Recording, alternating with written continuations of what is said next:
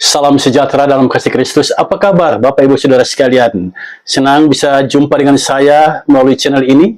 Kali ini kita akan menjawab pertanyaan MTPJ Gemim tanggal 29 September sampai tanggal 5 Oktober tahun 2024.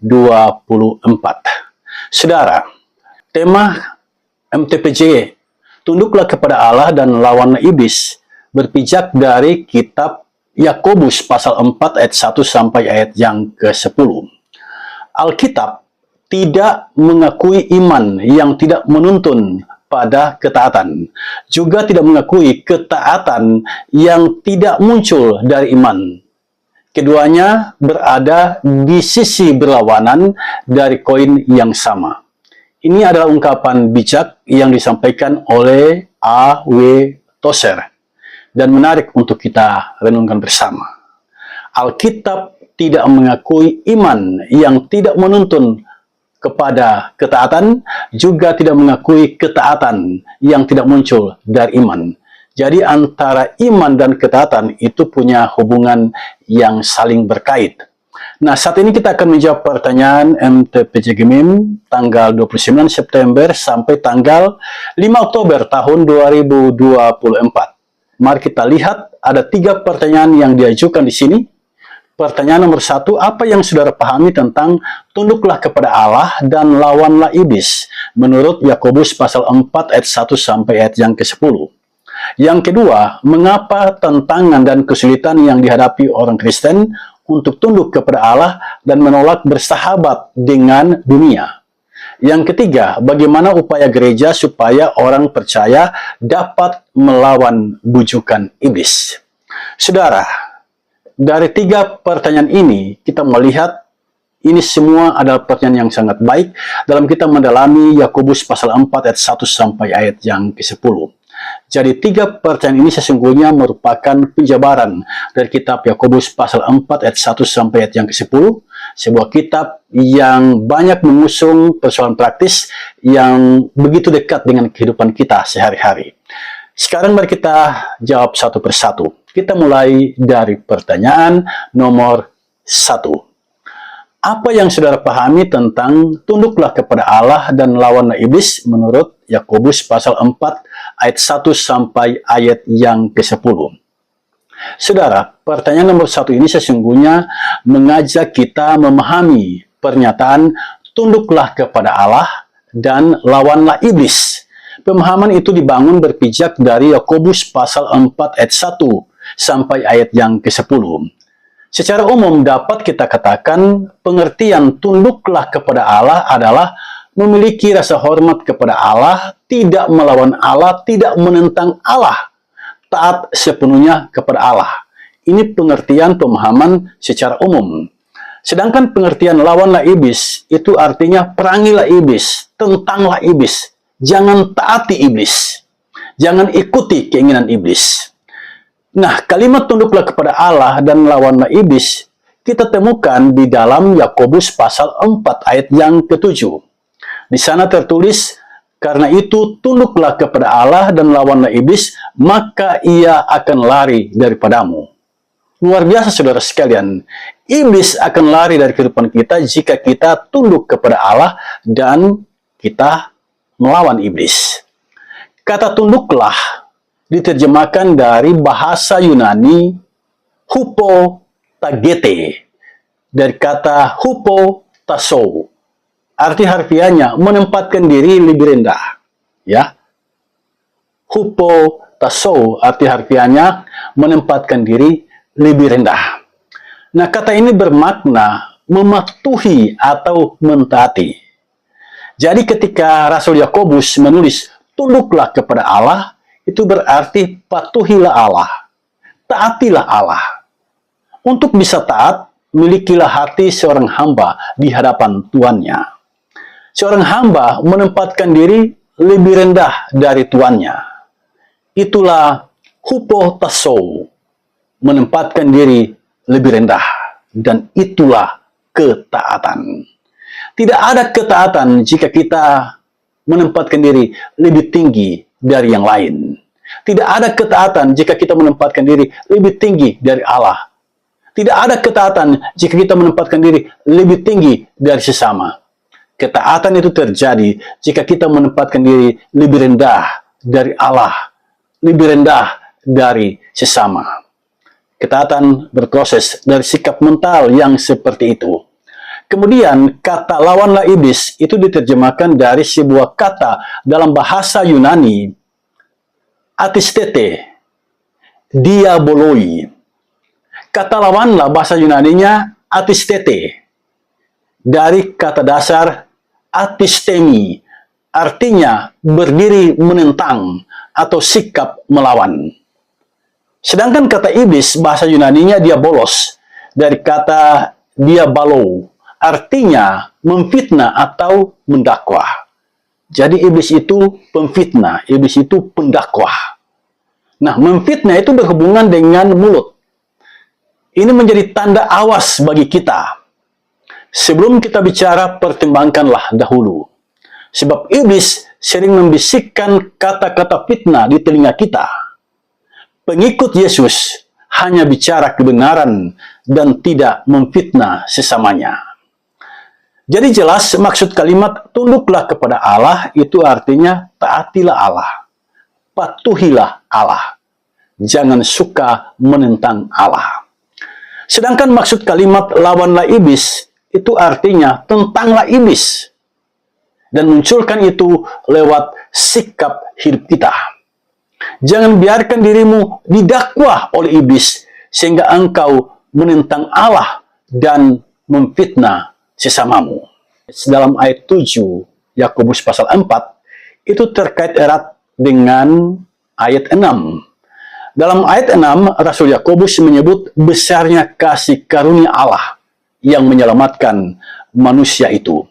Karena itu Allah menentang orang yang congkak dan Allah mengasihani orang yang rendah hati. Ini sesuatu yang luar biasa, saudara sekalian. Terhadap orang yang congkak, Allah tidak suka. Tetapi orang yang rendah hati itu dikasihani oleh Allah. Jadi kata tunduklah sesungguhnya mengandung pengertian merendahkan hati. Allah berkenan kepada orang yang rendah hati dan dia menentang orang yang congkak. Hanya dengan kerendahan hati orang dapat mentaati Allah. Hanya dengan kerendahan hati kita berkenan di hadapan Allah.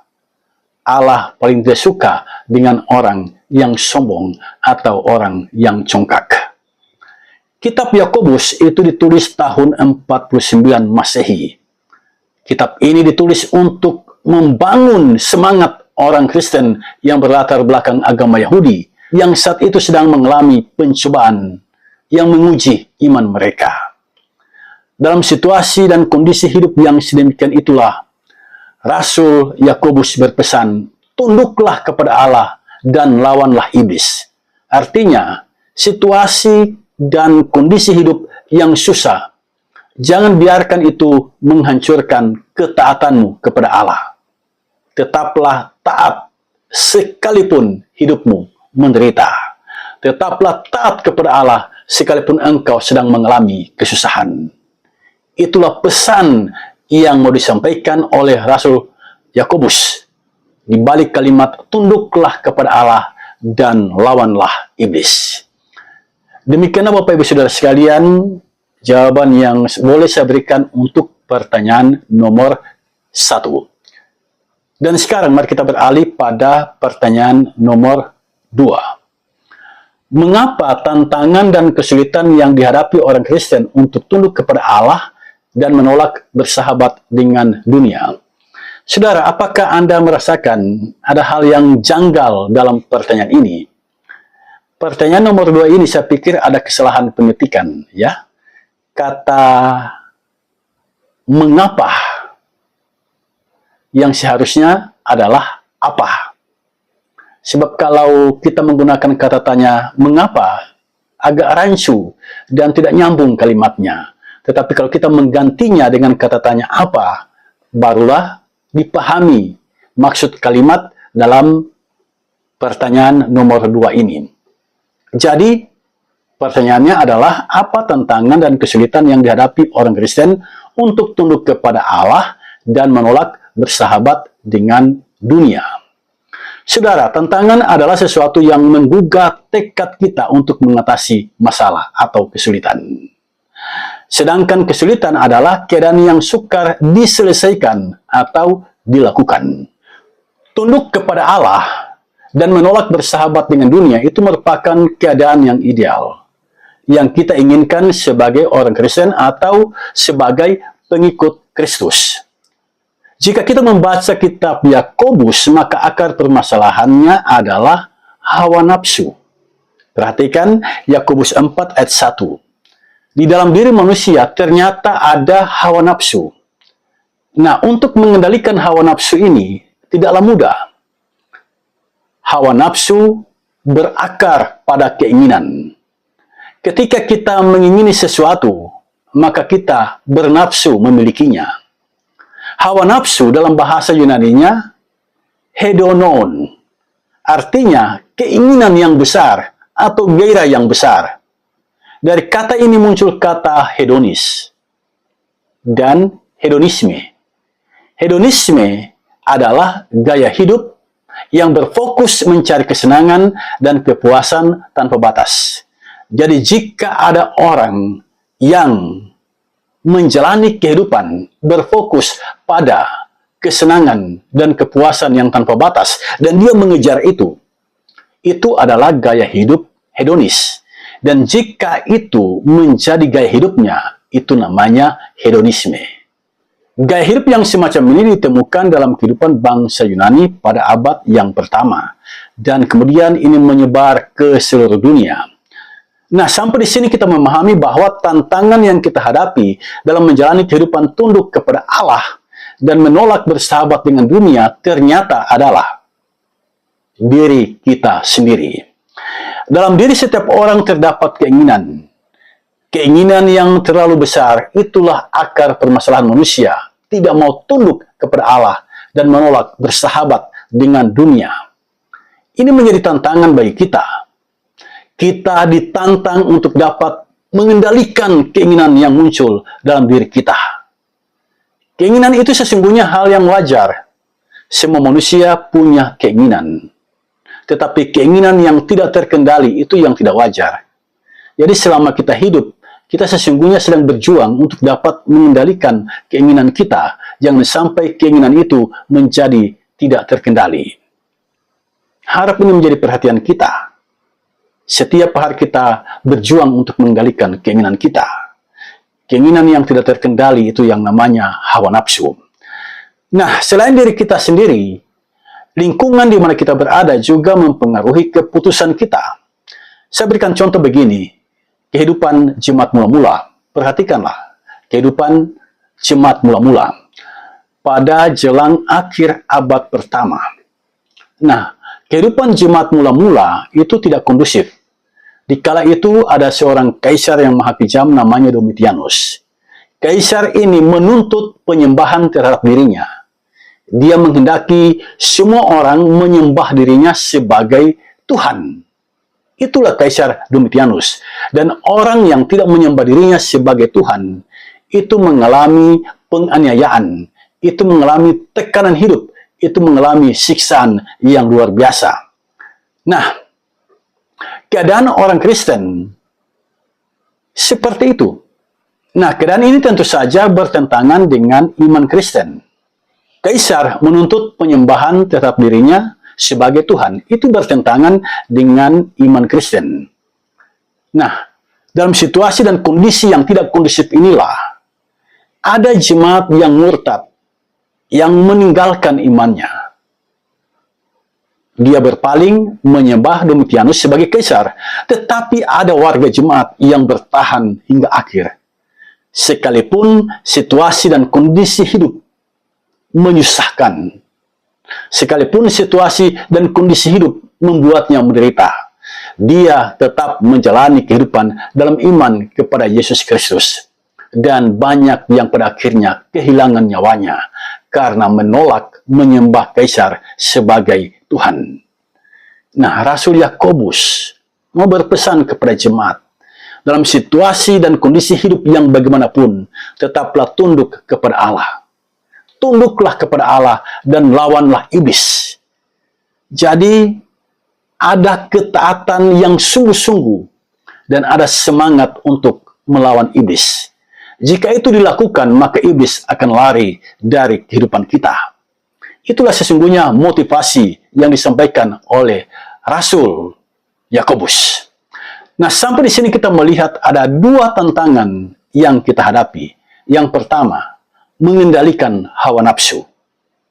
Yang kedua, konsisten hidup dalam iman, sekalipun lingkungan di mana kita hidup tidaklah mendukung pertumbuhan iman kita. Jadi tantangan dan kesulitan untuk tunduk kepada Allah dan menolak bersahabat dengan dunia adalah diri kita sendiri yang congkak atau yang tidak mau taat dan lingkungan yang membenci kekristenan. Hal ini mengingatkan saya waktu bangsa Israel keluar dari tanah Mesir. Dalam perjalanan itulah terlihat siapa yang taat hingga akhir dan siapa yang congkak. Orang yang congkak pada umumnya suka memberontak. Orang yang congkak suka melawan pemimpin. Dan itulah yang terjadi dalam kehidupan orang Israel di bawah kepemimpinan Musa. Tetapi bukan berarti tidak ada orang yang taat. Yosua dan Kaleb memilih taat kepada Tuhan. Mereka taat pada pemimpin mereka Musa. Dan oleh kasih karunia Tuhan, mereka diizinkan memasuki tanah Kanaan. Jadi sungguh luar biasa berkat yang diterima oleh orang yang menjalani kehidupan taat kepada Tuhan. Jemaat mula-mula telah memberikan teladan itu kepada kita. Dan mari kita mengikuti teladan itu. Tuhan Yesus berpesan, setiap orang yang mau mengikut aku, dia harus menyangkal dirinya, memikul salibnya, dan mengikut aku. Markus pasal 8 ayat yang ke-34. Nah, pada titik inilah, ketika situasi dan kondisi hidup tidak menyenangkan, di saat ada tekanan hidup menimpa diri kita, pada titik inilah dibutuhkan ketahanan mental dan konsistensi berpegang pada keyakinan iman. Demikianlah Bapak Ibu Saudara sekalian jawaban saya untuk pertanyaan nomor 2. Sekarang mari kita masuk pada pertanyaan nomor 3. Bagaimana upaya gereja supaya orang percaya dapat melawan bujukan iblis? Saudara, pertanyaan nomor 3 ini merupakan pertanyaan yang sangat relevan bagi kita. Iblis, dia bekerja sampai saat ini, membujuk orang beriman untuk berpaling dari imannya kepada Yesus Kristus. Ini tantangan yang hebat, mengingat kita tidak bisa melihat iblis dan cara kerjanya, tetapi kita dapat merasakannya. Sekalipun kita tidak melihat iblis dan cara kerjanya, bukan berarti kita tidak dapat menghadapinya. Sebagai pengikut Yesus Kristus, mari kita belajar kepada Yesus ketika dia dicobai oleh iblis di padang belantara. Hal itu dicatat dalam Matius pasal 4 ayat 1 sampai ayat yang ke-11. Di sini diceritakan iblis mencobai Yesus. Dalam pencobaan itu, mari kita lihat apa yang digunakan iblis untuk mencobai Yesus. Dari Matius pasal 4 ayat 1 sampai ayat yang ke-11 kita membaca, pencobaan iblis yang pertama adalah menyangkut kebutuhan pokok manusia, yaitu makanan dan minuman. Saat Yesus lapar, iblis datang mendekatinya. Jadi di sini kita melihat iblis mencari waktu yang tepat untuk dapat menjatuhkan manusia. Tidak selalu dicobai oleh iblis. Iblis mencari waktu yang tepat untuk mencobai manusia. Nah, di sini iblis menunggu waktu itu di mana Yesus lapar. Saat manusia mengalami kesulitan ekonomi, saat manusia mengalami kelaparan, di saat itulah iblis melancarkan serangannya. Jadi godaan iblis di sini adalah bagaimana manusia keluar dari kelaparan itu. Yang kedua, iblis mencoba Yesus untuk pamer kekuasaan, ya.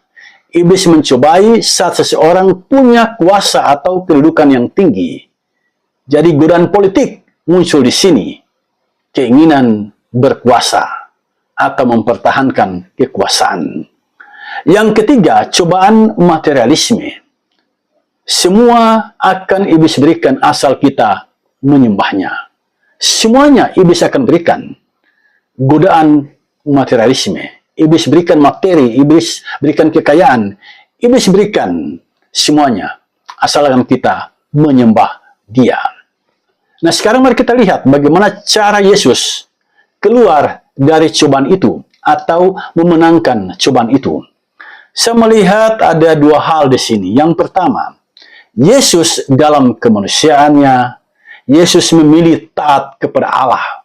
Yesus tidak mau mendengar iblis. Yesus tidak mau berkomunikasi dengan iblis lebih lama. Yesus memilih taat kepada Allah. Karena itu, setiap godaan iblis dijawab oleh Yesus dengan firman Allah. Dan ini menjadi bekal bagi kita, pegangan bagi kita. Ternyata, cara menghadapi iblis adalah taat pada firman Allah. Sekali kita melepaskan firman Allah, iblis akan menjatuhkan kita. Yang kedua, Yesus menolak keras mengikuti kemauan dan perkataan iblis. Jadi sesungguhnya kita diingatkan jangan berkomunikasi dengan iblis. Jangan meluangkan waktu berbicara dengan iblis. Itu sesungguhnya teladan yang Yesus berikan kepada kita. Nah, sampai di sini jelas apa yang harus dilakukan oleh gereja. Beritakanlah firman Tuhan. Beritakanlah firman Tuhan, taburkanlah firman Tuhan. Gereja harus lebih bersemangat menjelaskan firman itu sehingga lebih mudah dimengerti oleh warga jemaat. Ajarkan warga jemaat untuk mentaati firman Allah dan melakukannya. Sekarang mari kita berefleksi sejenak. Apakah cobaan iblis terjadi hanya bagi mereka yang lapar, yang berkuasa, atau yang ingin kaya? Iblis adalah raja pendusta. Itu kesaksian Injil Yohanes. Iblis mencobai manusia bukan hanya di saat manusia lapar. Sebab ternyata di saat manusia berkelimpahan, iblis juga mencobainya. Karena itu kalau kita nonton media cetak, media elektronik, media sosial, kita akan menyaksikan ternyata ada orang yang berkelimpahan harta benda, tetapi toh memilih bunuh diri. Jadi iblis mencobai manusia bukan hanya di saat manusia lapar, tetapi juga di saat manusia berkelimpahan. Karena itu waspadalah di saat kita berkelimpahan. Iblis bisa saja mencobai kita di saat kita berkelimpahan. Sehingga ketika ada orang yang berkelimpahan, mereka menjadi semakin pelit dan tidak mau berbagi. Iblis pun mencobai bukan hanya bagi mereka yang berkuasa atau yang punya kedudukan. Iblis ternyata juga mencobai orang yang tidak punya kedudukan. Sehingga kita menemukan ada orang yang tidak punya kedudukan, yang tidak punya kekuasaan, tetapi sombongnya minta ampun. Nah, godaan iblis pun bukan hanya dari sisi materi atau menawarkan kekayaan. Iblis juga menawarkan hal lain, misalnya kesenangan. Itu ditawarkan oleh iblis dan banyak orang yang jatuh di sini. Sekalipun demikian, Yesus mengingatkan kita, taatilah firman Allah. Lawanlah iblis, maka dia akan lari daripadamu. Hanya dengan firman Allah, kita punya kekuatan untuk melawan cobaan si iblis dan kita bisa keluar sebagai pemenang. Kita sebagai manusia, bukan tidak mungkin kita pernah jatuh ke dalam pencobaan. Sebagai pengikut Kristus, janganlah kita berputus asa. Ketika kita jatuh, kita harus bangun, kita harus bangkit, dan kembali kepada Kristus. Sebab dia adalah Tuhan yang maha pengasih dan maha penyayang. Demikianlah saudara sekalian, jawaban atas pertanyaan nomor 3. Dengan menjawab pertanyaan ini, maka tuntas sudah kita menjawab pertanyaan nomor 1, 2, dan 3. Mintalah selalu hikmat Roh Kudus, agar dia menolong kita untuk dapat memahami kebenaran firman-Nya dengan benar, dan memberikan kemampuan kepada kita untuk melaksanakan kehendak Bapa Surgawi. Tuhan Yesus memberkati kita semua. Amin.